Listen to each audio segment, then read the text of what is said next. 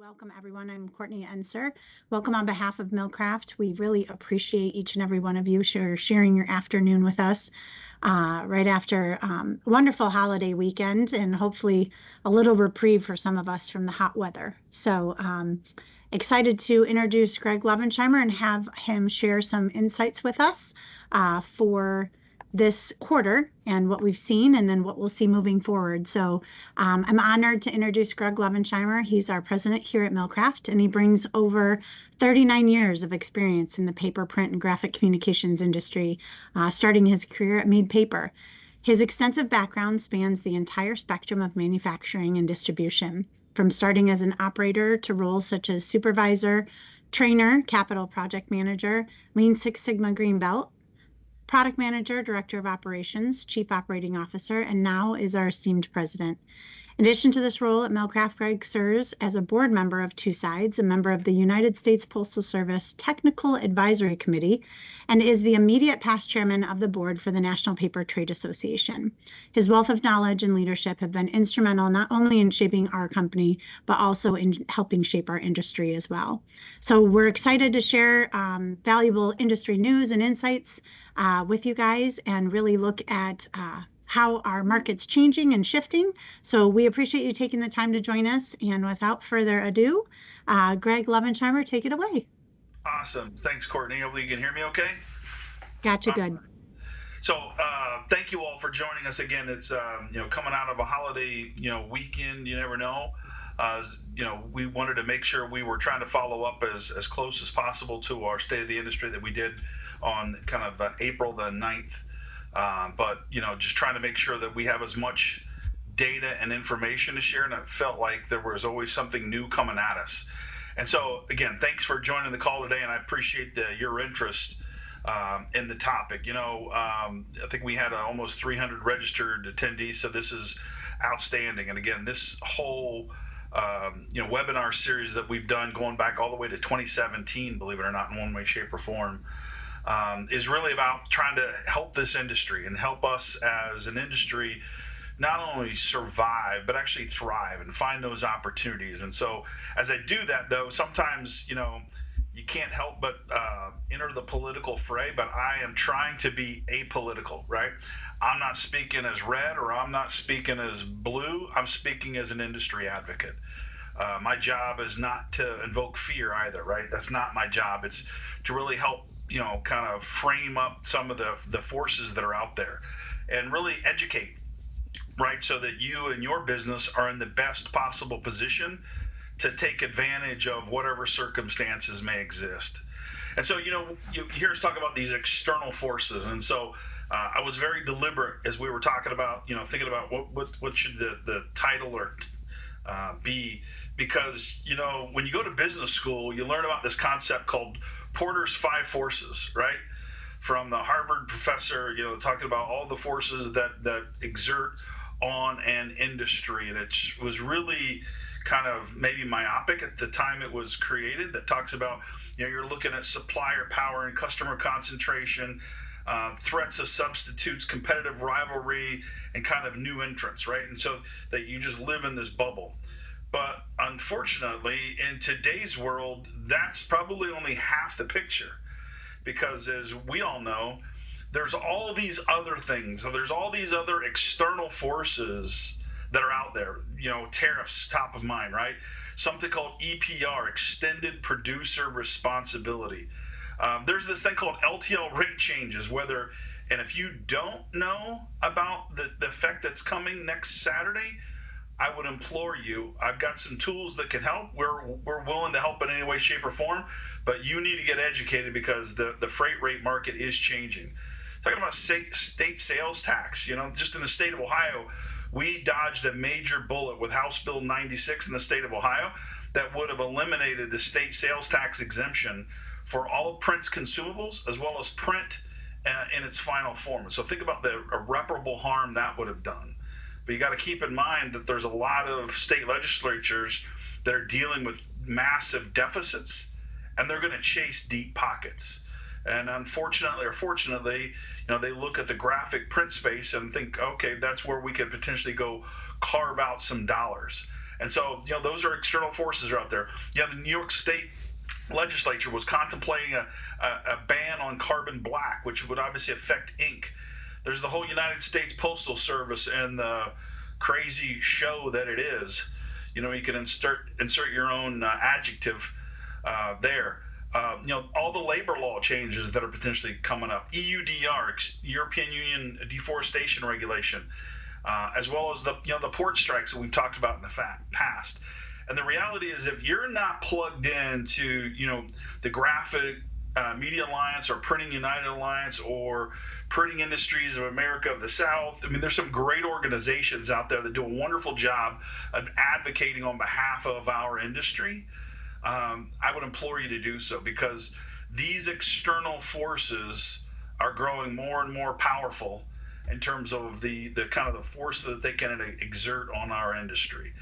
Today, we're really going to talk about kind of these three. We're going to talk about tariffs. Again, unfortunately, you can't talk about business today without talking about tariffs.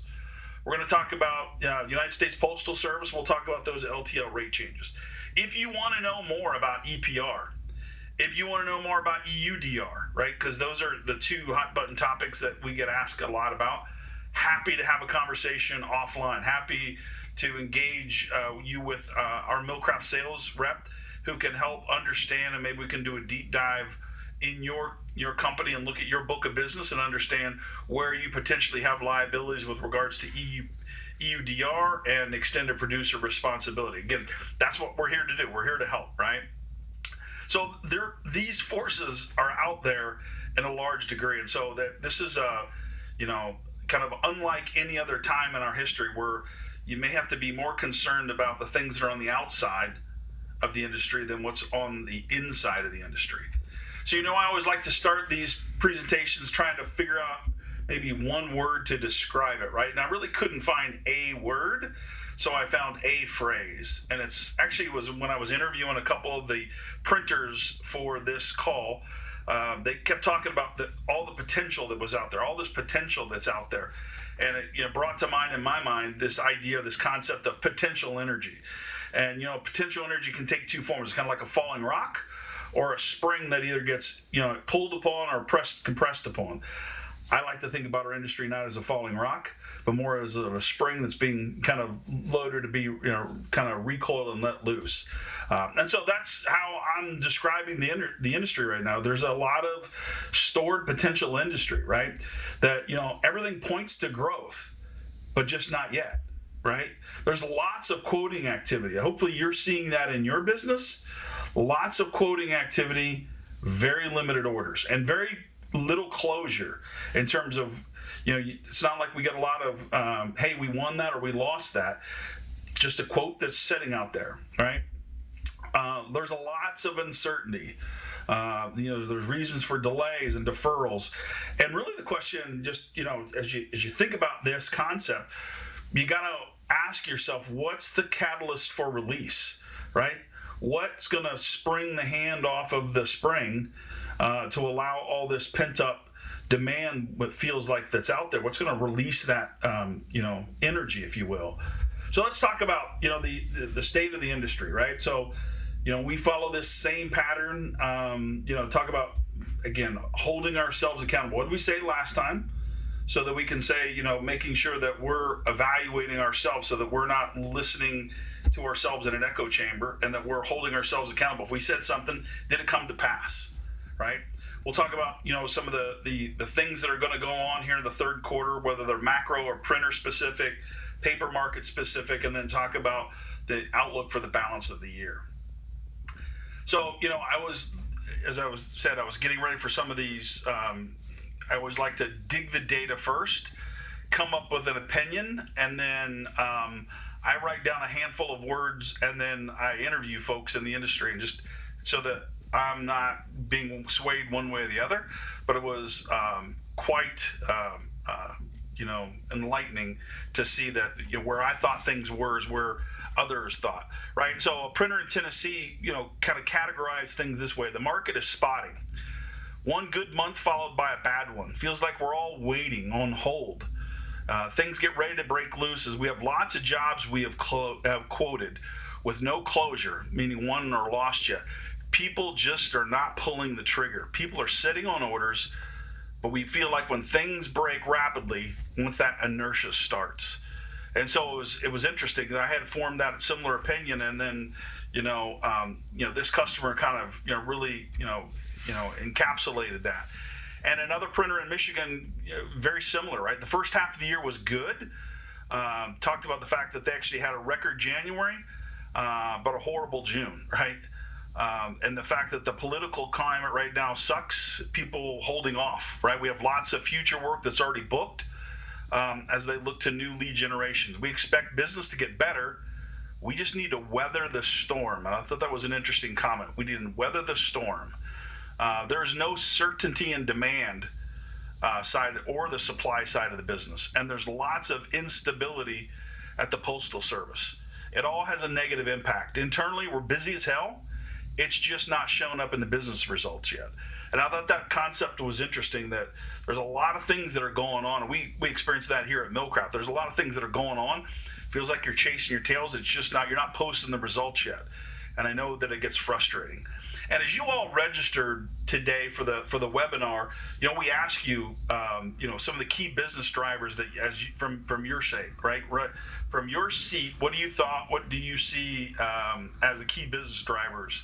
And so I summarized all of your comments, right, from a variety. You may have been, a little more verbose in your responses, but it really came down to uncertainty was the single largest word that was used at any one time. The loss of demand. Where did the demand go, right?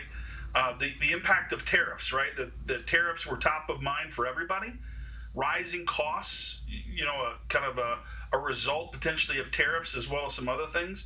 Supply closures. You can't go very far in this industry without talking about some of the massive closures that have just occurred here really within the last month. And then the fact that the Postal Service, we're all staring down a postal increase here coming the middle of this month. And what does that mean? And we just got a new Postmaster General, and trying to understand where is the Postal Service ultimately headed, right? So, kind of holding ourselves to that standard. When we last spoke, we talked about tariffs. We talked about this word of transition, that we felt like there was some kind of change ahead, right? We talked about we're post destocking, so that word is no longer used in our lexicon, not like it was, but that with inflation slowing, would interest rates lower, and would that be a catalyst? And does U.S. manufacturing rebound, right? Those were the questions that we asked, and we talked about that we believe trade tariffs would in fact be disruptive. We said that U.S. producers would lack sufficient supply to meet demand if, in fact, those things came about. We talked about the Annex 2 loophole in the executive order from April the 2nd. That loophole still exists, by the way, and that the whole situation with China was something to be paying attention to as well. And so, actually, all those things kind of more or less came to pass in one way, shape, or form. And the reality is, we're still going to be talking tariffs, right? You can't look very far in any business, any line of business in the United States, and across the globe for that matter, just because of the presence that the U.S. plays in the world stage, if you're not talking about tariffs, right? And the reality is, on the good side, just in the month of loan, the U.S. brought in $22 billion worth of fees as part of the tariff structure. And that's huge. It's like $5.2 trillion if you let it run its course over a several year span. And so it has the potential to do a lot of the things that I think the administration wants to do. It's just, what are the negative side effects that are potentially out there? And quite surprisingly enough, there's a lot of folks, especially in the paper space, there's a lot of suppliers that are eating all or a portion of the tariffs that are out there. Now, we'll see how long that lasts. How long can this continue? Because that will be the challenge. So when you start talking about tariffs, if you're talking about tariffs, especially as it relates to the paper industry, you can't go very far without talking about Canada. Just because Canadian tariffs, if in fact they were to come, they would be massive, right? They would be massive. And so we talked about, as long as this USMCA, United States Mexico Canadian trade deal, was in place, that would be a good thing. That would be a good thing for the graphic and paper and print and packaging papers. And the reason being is that, Canada accounts for 47% of our imports. So 47% of the imports that come into the United States from around the globe in printing and writing grades actually come from Canada. And so it's massive. So if there is a 25% tariff, if there's a 30% tariff, so remember, don't use those values lightly, but those were the numbers that were kind of being thrown around early in the administration. If you look about April the 2nd, between April the 2nd and April the 9th, then there was the whole automotive piece.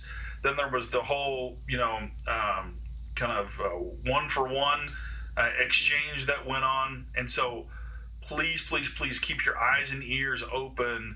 Anytime you hear the word Canadian tariffs, right, be paying attention, because those have the biggest impact if they were to occur.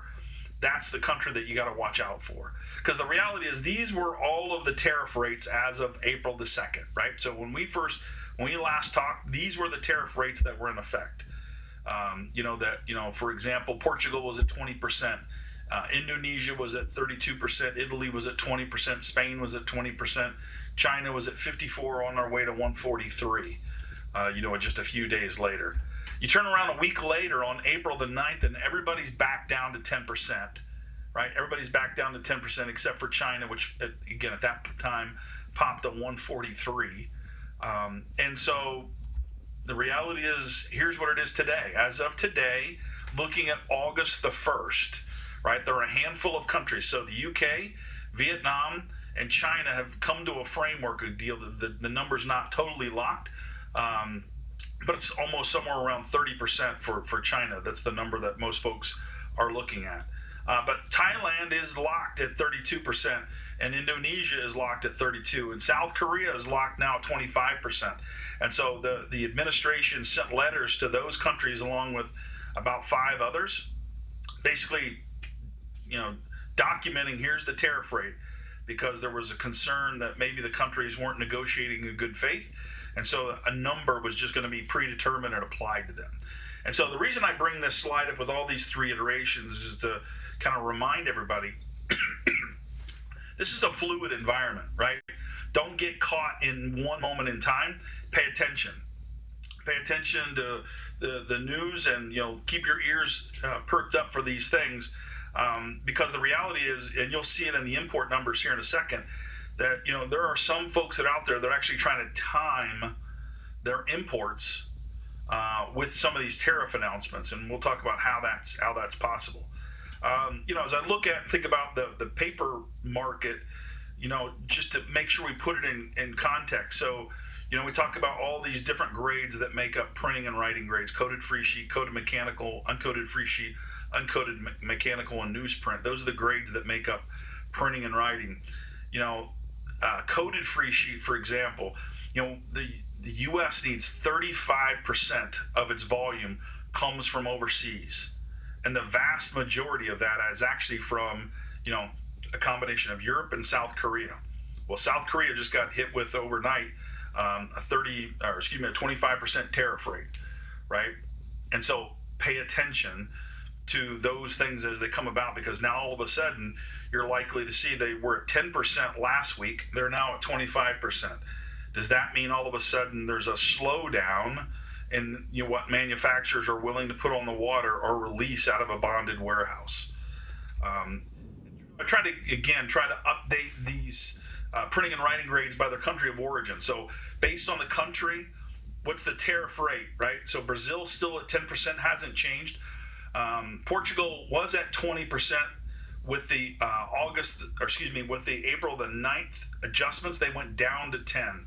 The reason you see Indonesia here in bold is because in the last 24 hours, that's the rate that's now locked in for August the 1st. Same way with South Korea. So this is a big one right here, especially South Korea, just because, especially on the West Coast, the West Coast, it's that, Korean papers, especially coated papers, dominate in the West Coast. And so that number, which is now gone from 10% to 25%, will be real. It will be meaningful. And, it'll be interesting to see how long, if at all, any of those manufacturers hold on to legacy pricing before they adjust to account for the new tariff rate. And so I talked about this idea of were folks potentially holding on to tariffs. And so if you're not aware, you can import product, you can put it into a bonded warehouse in the United States in a free trade zone, if you will. And in that bonded warehouse, you're kind of free. You don't have to pay duties going in like you would normally have to do. That's why it's a bonded warehouse. You pay it on the outside as it goes out the door. And so what you've seen is really a lot of manufacturers have taken that strategy of they continue to ship and they continue to put product in bonded warehouses, waiting for some kind of relief. And the moment there was relief, then that's when they started releasing product out of the bonded warehouse. So don't think that it's got to be this massive time on the water timing sequence. No, they can continue to ship into a bonded warehouse. It can sit there. The moment there's some tariff certainty, they can then release that product from a bonded warehouse and apply it the new rate. And that's what you're really seeing folks try to do, is timing the market. That's the mechanism in which they're trying to do that, right? China now is locked in at 30%.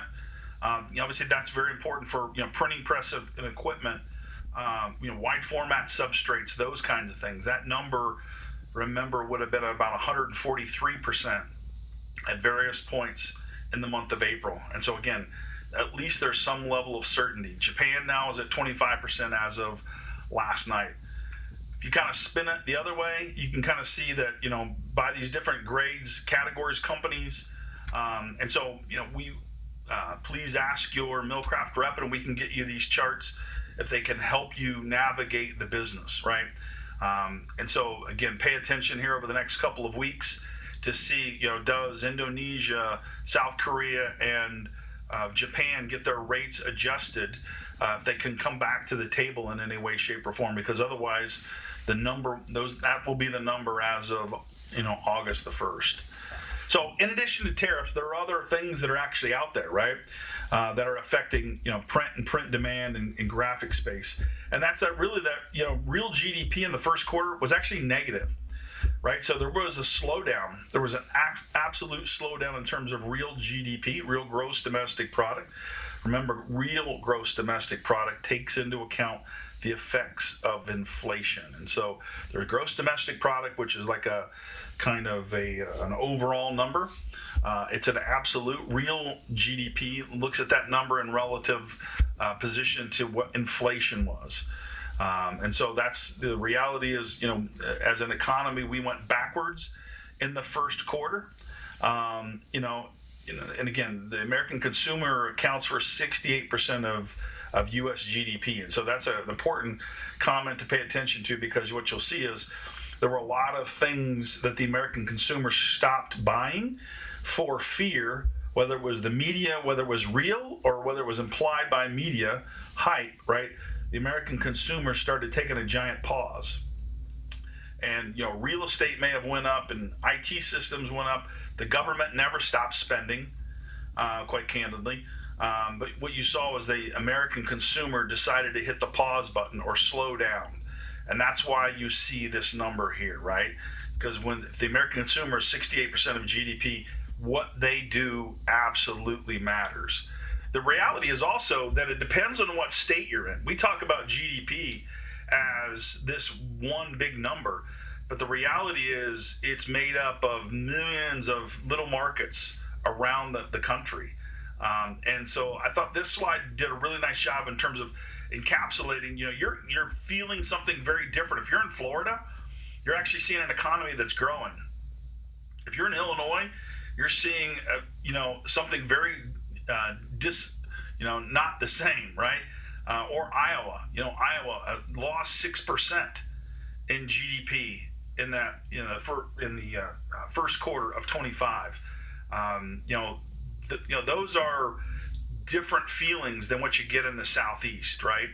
And so market by market, there are absolute changes. And so that's why it's important also, as we talk to different printers, we're always trying to make sure we're covering the gamut of looking at a cross section of our footprint, trying to make sure we're, kind of taking into account what's the difference between, the Michigan market and say the Kentucky market or Tennessee market, or even into West Virginia. And so that's why that's important. And interest rates, right? This is what's in top of mind. If you can't help but pick up turn on the TV or read, any of the news outlets and talking about, Jerome Powell being in the spotlight in one way, shape, or form. And the reality is there has been some rate cuts, right? We've come off of the 5.5% terminal rate. We're down to a 4.5%. And if you look at the dot plots, would say that all the Fed Reserve members believe that the interest rates will go lower. They've just been hesitant to do so. And so again, what happens is, interest rates tend to drive Main Street in a lot of ways, right? As interest rates get cut, yes, you see Wall Street react accordingly. They go up and then they come back down. But interest rates really absolutely do drive Main Street. They drive a lot of mortgages. They drive a lot of major purchases. And so as this number starts to come down, pay attention. When you start to see interest rates come down, that's a catalyst, right? That will be a catalyst. You will see major reinvestment as the American consumer comes off the sidelines. And that's always a great indicator for print, whether it's marketing pieces, whether that's packaging printing, or the likes, right? Now if I look at, unemployment, here's another good news story. Unemployment is at 4%, right? Well in line with kind of what would be normal economic boom cycles, if you will. And the U.S. economy continues to add jobs. So any blue line above zero here, that's good. It means the U.S. economy is actually adding jobs. We continue to add jobs. We're not pulling down jobs. We see, this is the COVID impact right here. And then we saw, kind of that massive back in 2008, 2009, that massive pullback was the real last time where we lost massive amounts of job in the marketplace. And the quit rate, right? And so this is something that you should be feeling, whether it's in your print shop or, in your line of business. The quit rate is back to normal levels, right? So it's back to that 2% range, which is in that historical band. And so what was happening is, kind of maybe a year and a half ago, the amount of folks that were just flipping jobs just because they could make 50 cents more an hour, or maybe they had a better quality of life or whatever. The quit rate was massive. It doubled overnight, fairly quickly. You can see this run up, and it's been a little slower coming down, but now the quit rate is now back in line with historical value. So that should mean that you have a great opportunity to attract and, more importantly, retain your best talent. If I looked at manufacturing, right? Manufacturing is still in a holding pattern, right? We saw an uptick in March. That's this number right here. But overall, we're back down to about 49%. You see growth in manufacturing when we're above 50.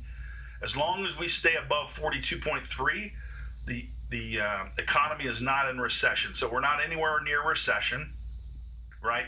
But you can kind of see this. It feels like this protracted space. We've kind of been idling along. And really what you see is that, PMI has slowed for the fourth month in a row. New orders are contracting a little bit faster. So new orders are kind of slowing down at a faster rate. But look at production. Have finally moved from contracting to growing. So we're getting more productive in manufacturing. The other thing to pay attention to are inventories, not just paper inventories. This is overall manufacturing. Would say that inventory levels are contracting, and the customer inventories specifically are too low, right? And this is a common theme, and this is a theme that absolutely exists in the paper industry. Right now, the inventory levels are too low compared to this time of the year, knowing if there's any kind of seasonality yet to come this year. And I'll show that here in a couple slides.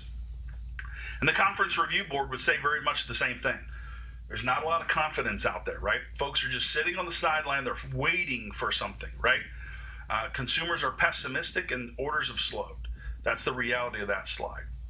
If I flip over to the freight side, the good news is that the freight market is stable, which is a great thing, right? I like to pay attention to the difference between the spot and the contract rate. This is what you want to see, right? Kind of a flat line. That's what you want to see. That's a very stable market, right? It's great for shippers. This is a shipper market, not so much if you're a carrier, right? You want to see a little more volatility. You want to see a little more spread here.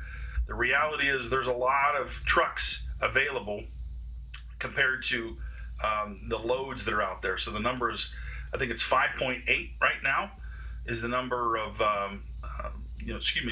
last number was 6.3 versus a 5-year average of 5.4. Truckload rates at about $2.09 a mile. And the reality is, other than the Northeast and the West, the Midwest is a value, right? The more importantly, anticipate this rate change, right? This is coming the back half of the year. There's a 5 to 8% LTL rate change that's coming. And so speaking of LTL, if you're not aware of this, if you've not reviewed your National Motor Freight Carrier NMFC codes, right? You all know your NMFC codes, right? It's one of those things that when you load up your master data in your system for your shipping software, it's that number that you have to look up that's, like 5 digits and a dot and 2 more digits that help to classify your freight that gets you freight rating. The reality is, there's over 1 million different NMFC codes that are out there, and about 2,500 of them are changing. But the reality is that's 40%. That's 40% of everything that ships LTL. So if you're not aware of this change, that's the first thing you should be worried about, because it will affect you, especially in the paper industry. The stuff that we ship, for the most part, is big and bulky, right? But it's also sometimes oversized, right? And so this is really big and important for folks that send out envelopes, for example. If you're sending a pallet of envelopes, so think about this. I send a pallet of copy paper, right?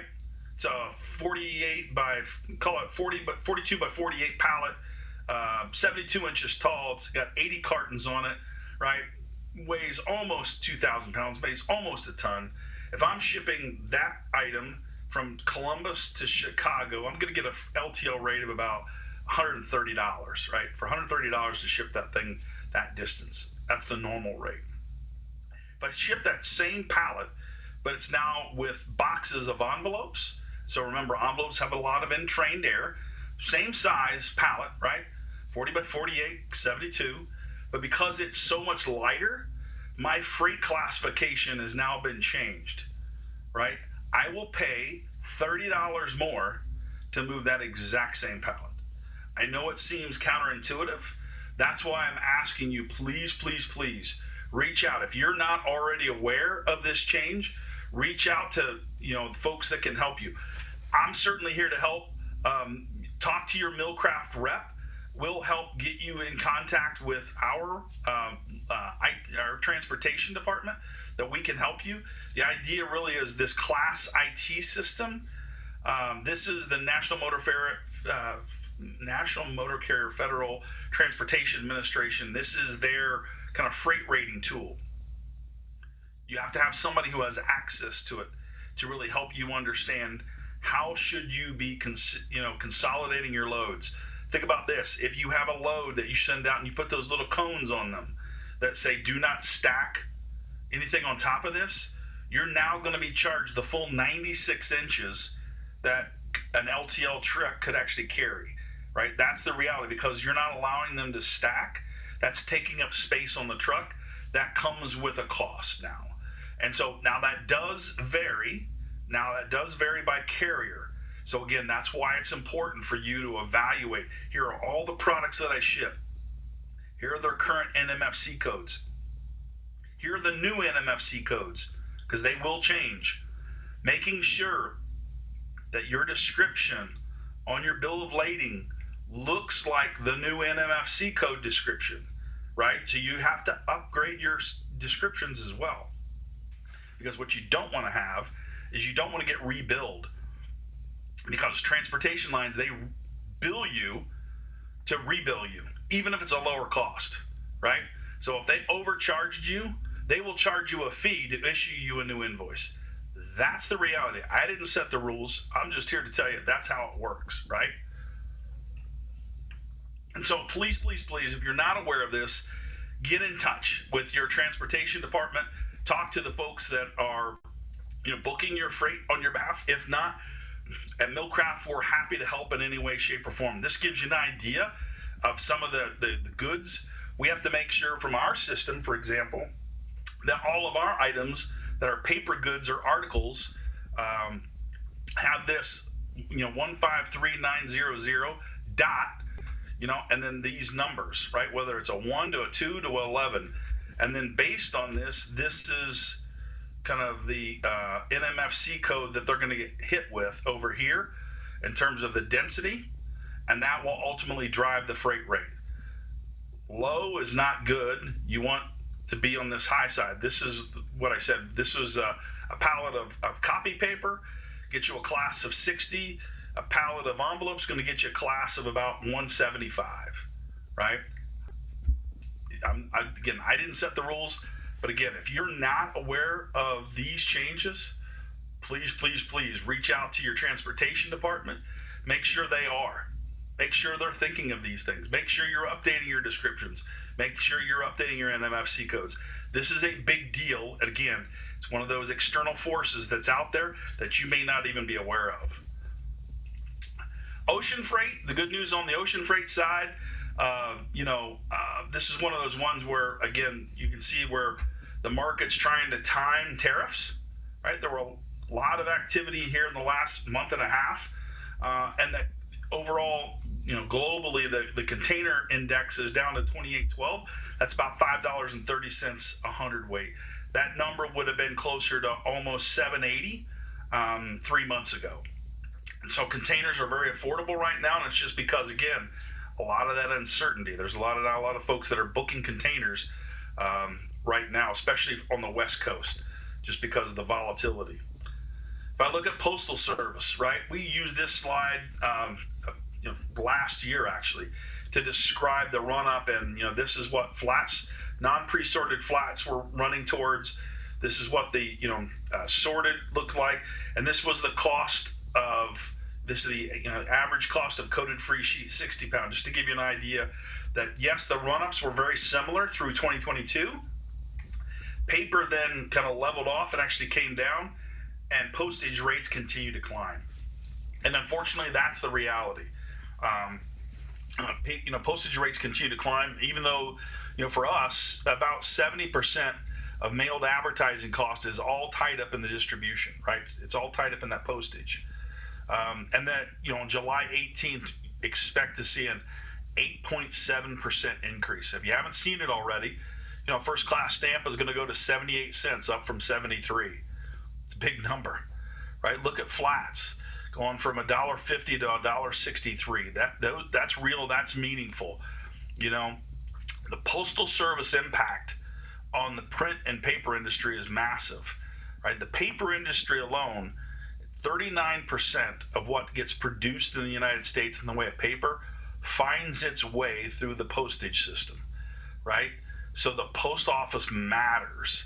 So, the new Postmaster General, that's an important aspect, right? What I'd ask you to consider, if you're not already members of your local Postal Customer Council, get involved, right? You've got to be an advocate. You've got to understand, seek out ways to understand, because there's some really cool promotions that are out there, right?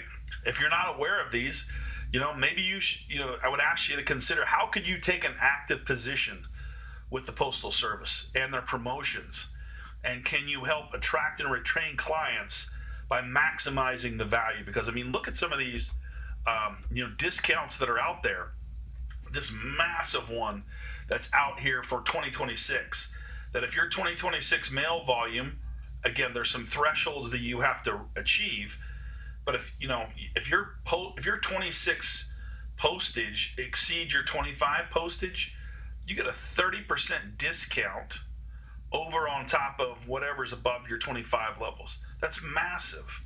The catalogs, are eligible for a 10% discount. The ACMA is applauding this. All right, this is an opportunity to bring back catalogs. So again, I would just ask you, please, please, please get involved. Right, make sure your voice and your company's voice is heard with your local, postal customer council in any way, shape, or form, making sure that you're taking an active role. All right, let's talk about the printer market overall. The reality is, it's been an up and down month, just very similar to what our, the folks that we kind of interviewed. February was horrible. January was very solid for a lot of people. A lot of folks had really good Januaries financially, and then horrible Februarys. Great Marches, okay Aprils, and then horrible Mays, and then the early results on June right now are that June was kind of very similar to last year in terms of this dip, but I would expect to see that dip somewhere in this neighborhood, right around $7 billion. So it's the market is anything but predictable at this point. All right, let's flip over to look at the paper space. Again, I always like to call out when I talk about printing and writing grades, I'm talking about all of these individual grades: coated free sheet, uncoated free sheet, uncoated groundwood, coated groundwood.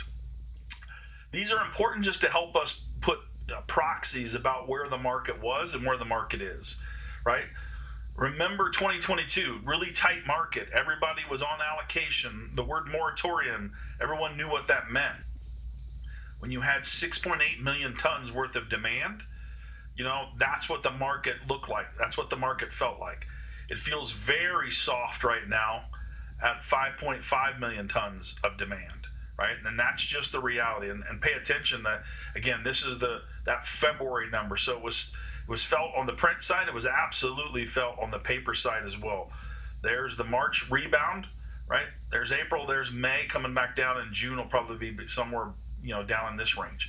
So this is about, I know it looks like there's only 100,000 tons of lost volume in the uncoated free sheet space. I would tell you the time will tell, and especially with the Pixel announcement and those volumes going offline, you're going to see this number come down even further.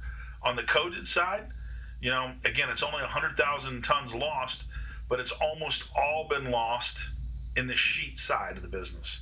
Coated web is very tight right now. It's going well. There's obviously price increases that went through earlier in the year on the coated web, not so much on coated sheets. There's a lot of stress right now in the coated sheet market. Talking about imports, this is where you can see, the market trying to come back in really time. This was everyone leaving the market after allocation and moratorium and couldn't get anything on a ship. Slowly built back up to what would be normal levels. And you've seen this a little bit of erratic behavior, right? This little dip right here, this was the port strike, right? So this is the effect of the port strike, of people trying to time when that would come through. And you see a little bit of rebound here where people are trying to time out the tariffs. Same way here on the coated side. I talked to a lot of folks on the coated side, especially on the supplier side.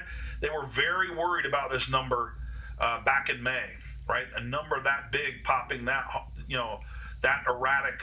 This was people putting inventory in bonded warehouses.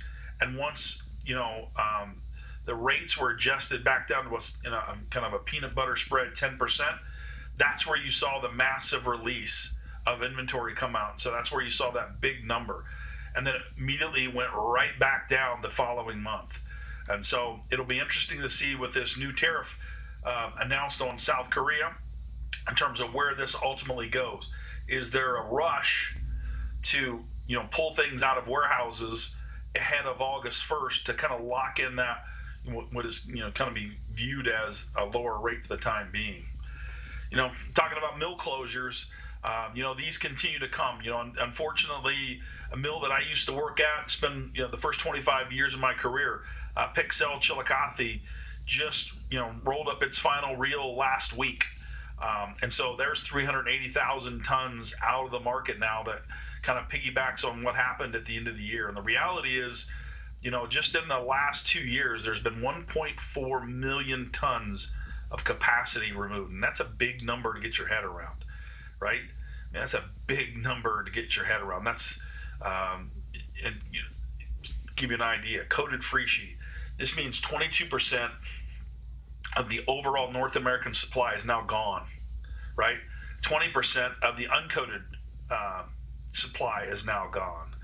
And so if and when demand comes back, right, those volumes won't be there. That supply will not be there. And so you got to pay attention to where inventory levels are, because we've talked about this term of uncertainty and potential energy and what's going to be the catalyst for your release, right? Well, if there are things that release, if volumes all of a sudden do break through, if these, all of these quotes that are out there, if they finally do break through, there's not enough inventory in the pipeline. Why do I say that? Because here's what the data would say, that there's only 21 days of inventory on hand for uncoated free sheet, right? We are at the bottom of the trough of the inventory cycle, and we're in the month of July, right? Inventory should have been built by now ahead of the late August, September, October seasonality, right?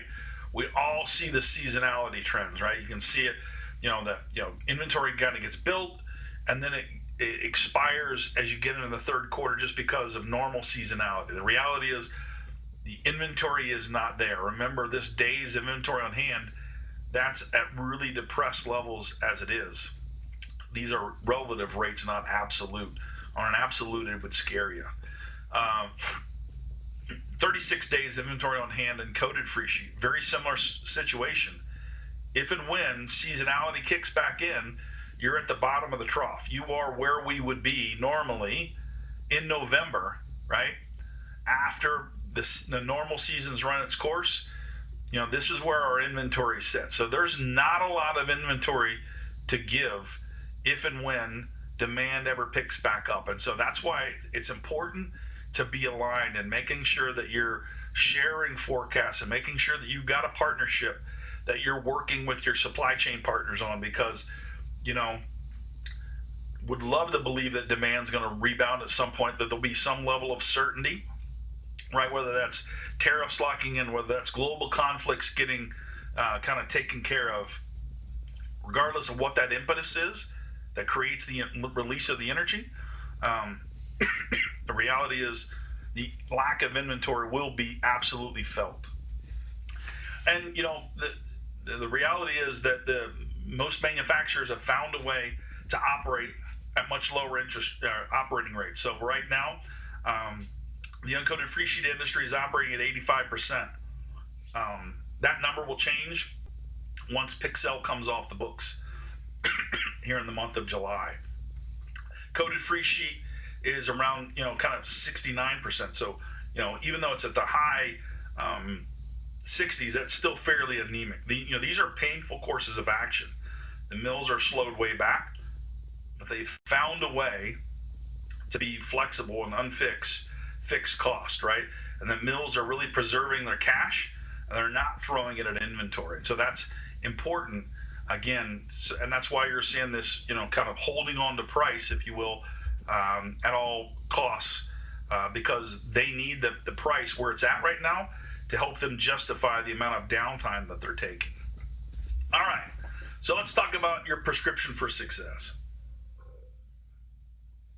Right, the first time I think I've ever said, please advocate, right? If you're not members of your Graphic Media Alliance or Printing United Alliance or Printing Industries of America of the South, find a way to get involved, right? There are too many things that are going on. There's too many external forces that are out there that, as an industry, we have to make sure we're advocating collectively and unified, because if we act independent, we're going to get picked off.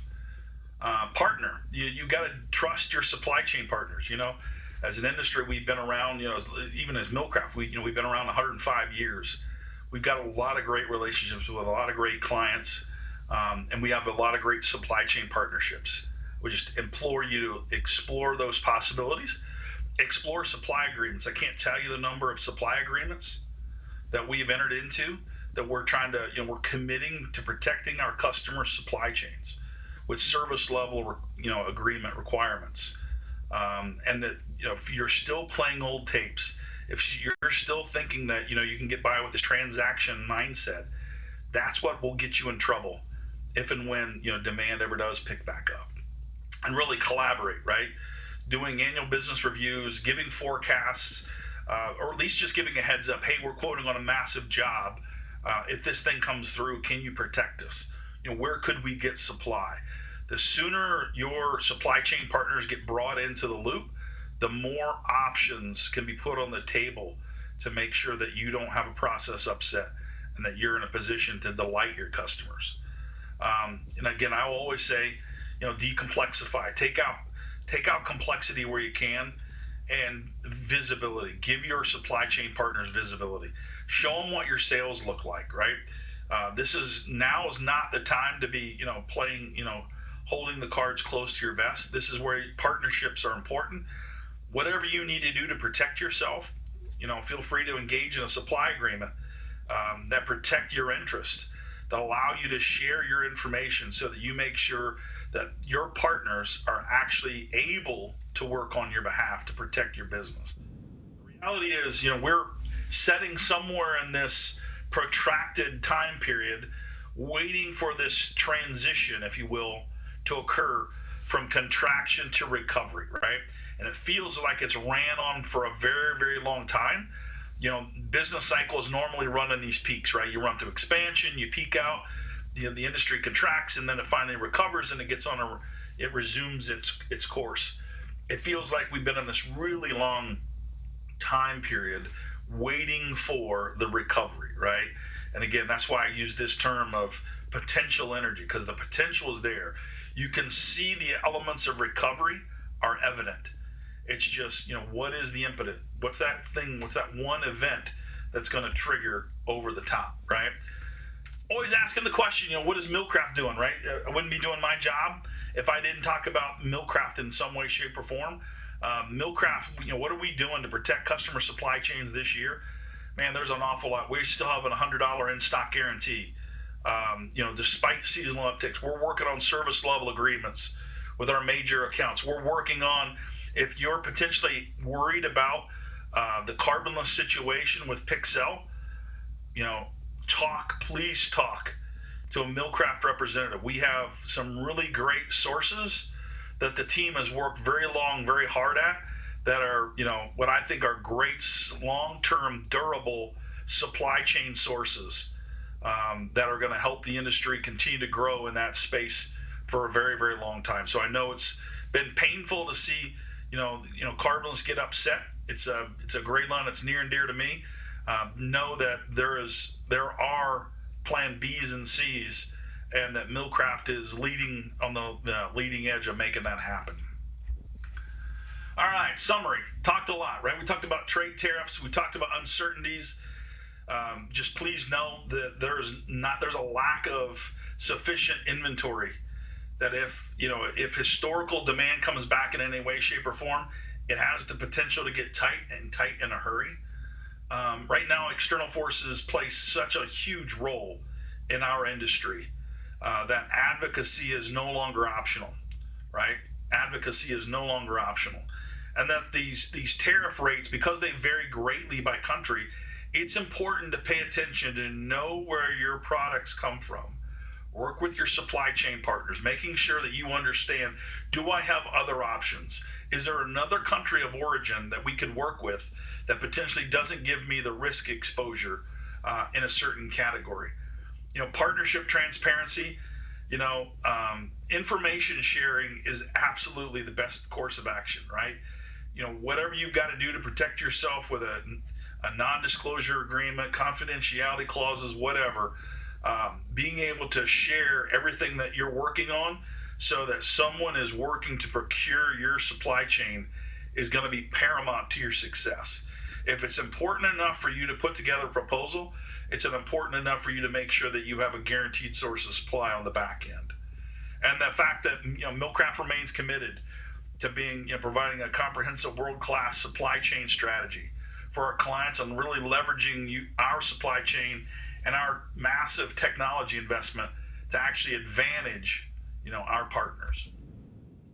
All right, what questions do we have, Courtney, if any?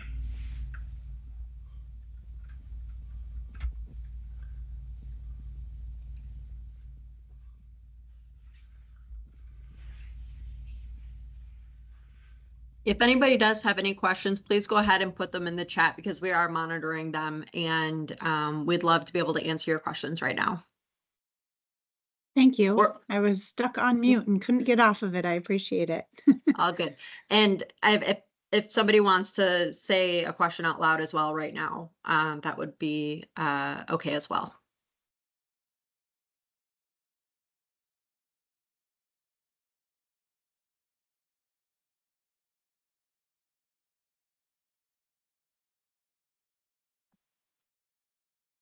One thing I want to make sure and reiterate that you guys saw was the USPS, I think the United States Postal Service options for that year-over-year credit. I definitely had told Greg that I wanted to do a little bit more research, and I think that's a wonderful follow-up for this call, is kind of that link to how you go ahead and file for that, what the standards are for that, and making sure that our reps are talking to our folks and they understand what they can do to help file for that, because that's amazing. Between that and the 10% off on catalogs, we just want to make sure everyone's able to take those discounts as needed. Quick question. Do we think that the mills aren't expecting for that rebound to happen, the seasonal rebound, because they're not properly stacked for it, or no? So, Julie, I think I heard your question. Do we believe that the mills are kind of ignoring what they think is normal seasonality? Correct. Yeah, so potentially, right? And here's what I would say is most likely happening is they're willing to continue to play close to the vest and be delighted if the market tightens up.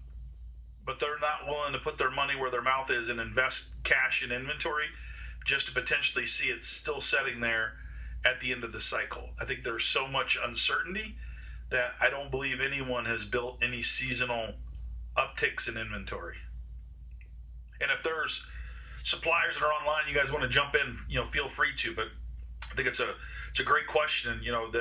Why hasn't inventory been built? And I think it's the reality of, money tends to go where it gets treated best, and inventory is in fact absolutely dollars. And right now, because there's so much uncertainty, it's not going into inventory.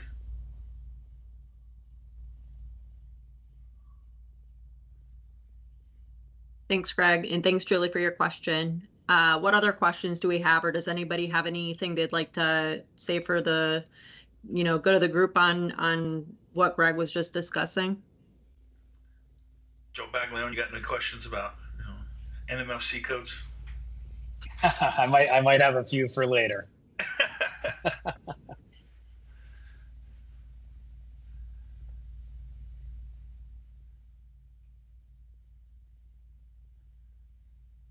Again, we always love and appreciate your comments, good and bad, right? That's the one thing that hopefully has been the hallmark going back to 2017, is we listen closely to your comments and try to adapt and morph and change to make sure we're absolutely delivering the maximum amount of value. So I appreciate the fact that you guys are spending time with us, whether you're doing it live or you're listening to a recording. First of all, it means you care. And hopefully it means that Millcraft is some way, shape, or form adding value to you and your company. Greg, did you see the chat, Kim? Yeah, I was just to say we do have a question that just came through from Jason. He asks, you talked about mill inventory levels. What are merchant inventory levels like? So that's a great question. You know, unfortunately, the industry doesn't have a great way of kind of exploring merchant inventory levels. There's as part of the National Paper Trade Association, we were working on a model where we could get visibility. It didn't get a lot of support, quite candidly. The values that are out there that the Federal Reserve actually tracks. So the FRED, if you're aware of that, so you can go out and Google FRED.gov. It's the Federal Reserve of St. Louis. They actually track wholesaler inventory levels, but unfortunately includes things like towel and tissue into the paper classification, and so it gets a little muted at times.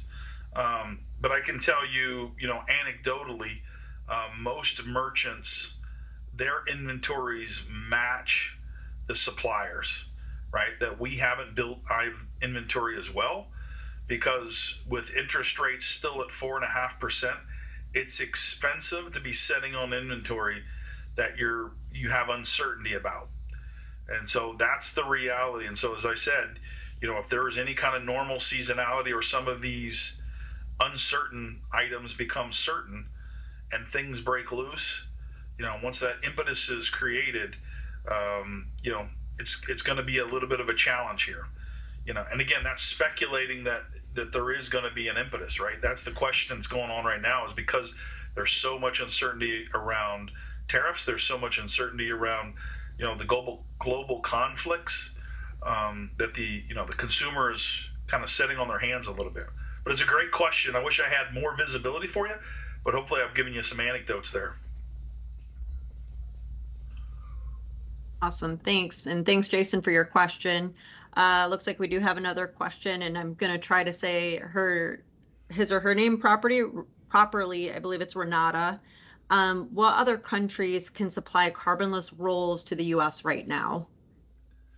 It's a great question, because there's a lot of folks in the industry that have gotten really smart in terms of, where all carbonless gets manufactured other than the United States. So Portugal and Spain have carbonless capabilities, and that's one of the countries that Millcraft represents. Germany is another one. So those are all three kind of covered under the European Union, which is currently sets at 10%. The other countries, Japan, which right now is at 25%. Japan, a company called OG that's out there. And then there's APP, Asia Pulp and Paper, the Sinar Mas Group out of Indonesia also has that as well. And, at Millcraft, we also have access to that as well. So there are a handful of countries that still do produce it. And, like I said, please feel free to reach out to me or any member of your Millcraft sales team, and we can absolutely help you get a line on, guaranteeing a source of supply. Because again, the carbonless roll industry right now is a global industry, we need to get orders in place and moving in time to be here for that, seasonal uptick in September and October. There may be one domestic provider of carbonless rolls, but they've got to do some major infrastructure changes to be able to produce the amount of web that would be needed to cover the volumes required to cover all of the industry. So hopefully that's helpful, and happy to have a conversation offline, if you want to carry on that conversation. Great question, though. Awesome. Thanks, Greg. And thank you, Renata, for your question. Does anybody else have any other questions? Feel free to say it out loud or to put it in the chat and we'll read it for you.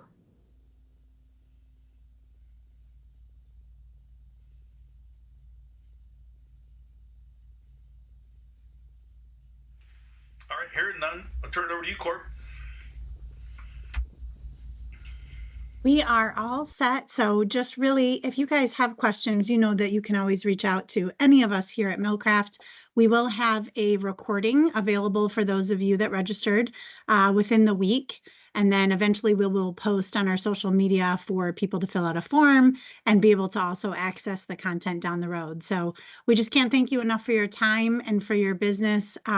Please keep bringing the questions, as we know it's our responsibility to help provide information and insights to help keep our industry strong. So thank you for each of your roles that you play in that industry, and we hope you have a wonderful week.